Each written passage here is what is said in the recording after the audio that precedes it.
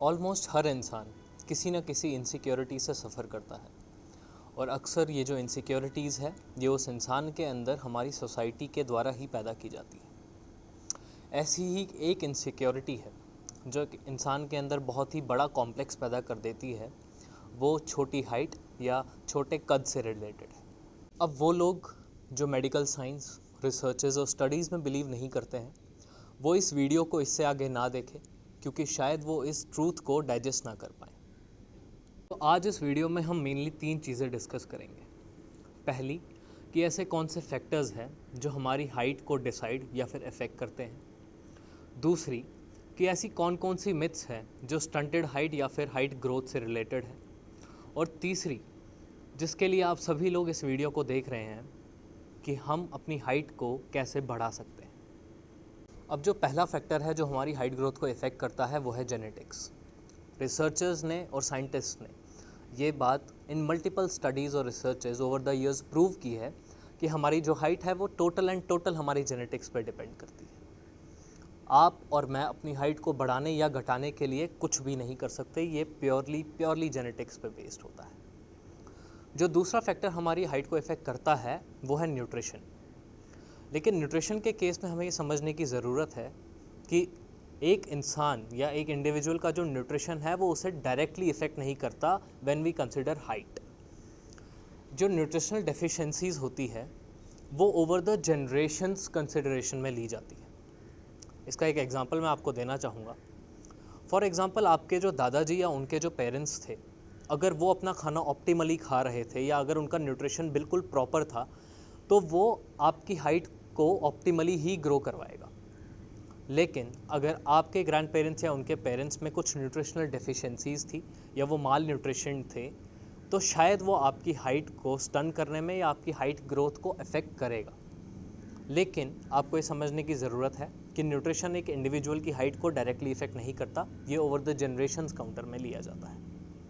जब हम जन्म लेते हैं तो हमारा जो बोनी स्ट्रक्चर होता है वो बहुत ही सॉफ्ट कार्टिलेज टाइप स्ट्रक्चर होता है। जैसे जैसे हम ग्रो करते रहते हैं ये सॉफ्ट कार्टिलेज टाइप स्ट्रक्चर जो है ये और हार्डन होता जाता है।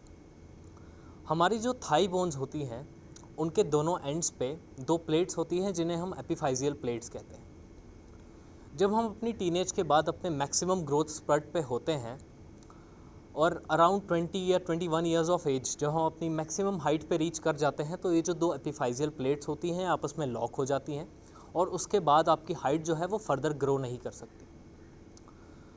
आपकी हाइट कितनी ग्रो करेगी आपके जेनेटिक्स पे डिपेंड करती है और अपनी जेनेटिक लिमिटेशन पे पहुंचते ही ये एपिफाइजियल प्लेट्स लॉक हो जाती हैं और आपकी हाइट फर्दर ग्रो नहीं कर सकती। जो हाइट है उससे रिलेटेड बहुत सारी मिथ्स भी हैं, जैसा कि अगर आप लटकने लग जाएं या फिर आप सर्टेन टाइप ऑफ एक्सरसाइजेस करें, आप स्ट्रेचिंग करें या आप कुछ स्पेसिफिक स्पोर्ट्स खेलें जैसे कि बास्केटबॉल और स्विमिंग करें, तो आपकी हाइट इंक्रीज़ हो जाएगी। लेकिन ऐसा बिल्कुल भी नहीं है। रिसर्चर्स ने जब बास्केटबॉल प्लेयर्स और स्विमर्स पे रिसर्चेस की तो उन्होंने पाया कि उन स्पोर्ट्स को खेलने की वजह से उनकी हाइट इंक्रीज़ नहीं हुई थी, जबकि it was the other way around. जिन लोगों की हाइट नेचुरली लंबी थी उन्हें उन स्पोर्ट्स के लिए चूज़ किया गया, क्योंकि हाइट लंबी होने की वजह से उन स्पोर्ट्स में उन लोगों को कुछ सर्टेन एडवांटेजेस मिलती हैं। लेकिन हम लोग जब टीवी पे बास्केटबॉल प्लेयर्स या स्विमर्स को देखते हैं तो हमें लगता है इन स्पोर्ट्स को खेलने की वजह से इनकी हाइट लंबी हुई होगी और हम भी वही करने लगते हैं। लेकिन ऐसा बिल्कुल नहीं होता और आपको इस बात को एक्सेप्ट करना ही होगा। अब एक और जो मिथ है जो हाइट ग्रोथ से रिलेटेड है वो है कि सर्टेन सप्लीमेंट्स, दवाइयाँ या सो कॉल्ड चॉकलेट ड्रिंक्स आपकी हाइट को इंक्रीज़ कर देंगे। लेकिन जैसा कि मैंने पहले डिस्कस किया कि न्यूट्रिशनल डेफिशिएंसीज एक इंडिविजुअल को डायरेक्टली इफ़ेक्ट नहीं करती, वो जनरेशन्स को इफ़ेक्ट करती है। इसीलिए जो भी मार्केट में ये सप्लीमेंट्स, दवाइयाँ या ड्रिंक्स बिक रही हैं जो हाइट ग्रोथ को क्लेम करती हैं, ये कंप्लीट मार्केटिंग गिमिक है और ये आपकी हाइट को इंक्रीज़ करने में किसी भी वे में आपकी हेल्प नहीं कर सकती। इसलिए अपने पैसों को बर्बाद करना बंद कीजिए और इस कॉम्प्लेक्स से बाहर निकलने की कोशिश कीजिए। अब वो तरीका जिसकी वजह से आप अपनी हाइट को सच में ग्रो कर सकते हैं वो एक मेडिकल प्रोसीजर है जिसे हम कहते हैं डिस्ट्रैक्शन ऑस्टियोजेनेसिस।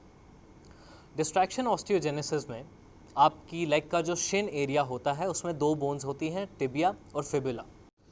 अब जो ये दोनों बोन्स हैं हम इन्हें बीच में से तोड़ देते हैं और इन दोनों बोन्स के एंड्स पे हम एक मैकेनिकल स्ट्रक्चर को फिट करते हैं जो इन बोन्स को फर्दर अपार्ट पुल करता है और वहाँ पे एक्स्ट्रा गैप को क्रिएट करता है।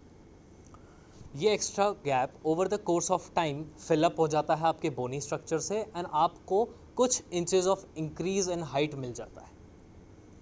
लेकिन आपको ये समझने की ज़रूरत है कि डिस्ट्रैक्शन ऑस्टियोजेनेसिस जो प्रोसेस है ये एक एक्सट्रीमली पेनफुल और बहुत ही ज़्यादा कॉस्टली प्रोसेस है और इसे बहुत ही कम डॉक्टर्स परफॉर्म करते हैं। इसीलिए आपको इस प्रोसेस के बारे में ना तो ज़्यादा डॉक्टर्स बताएंगे और ना ही इसे रिकमेंड किया जाएगा। आपको ये भी जानना होगा कि डिस्ट्रैक्शन ऑस्टियोजेनेसिस के परफॉर्म होने के बाद आपको 6 महीने से लेके 2 साल तक का रेस्ट दिया जा सकता है और आपको उस दौरान बिल्कुल भी चलने को एडवाइस नहीं किया जाएगा। इसीलिए इस प्रोसेस को करवाने का मेरी नज़र में तो कोई भी फ़ायदा नहीं है और आप भी इसे कंसिडर ना करें। अब एक आखिरी चीज़ जिसे डिस्कस करने की हमें सबसे ज़्यादा ज़रूरत है वो ये है कि आपकी हाइट ज़्यादा या कम होने की वजह से आपकी लाइफ अचीवमेंट्स पे कोई फ़र्क नहीं पड़ता। फॉर एग्ज़ाम्पल, अमिताभ बच्चन की हाइट लंबी होने की वजह से वो बॉलीवुड के बेस्ट एक्टर्स में नहीं गिने जाते।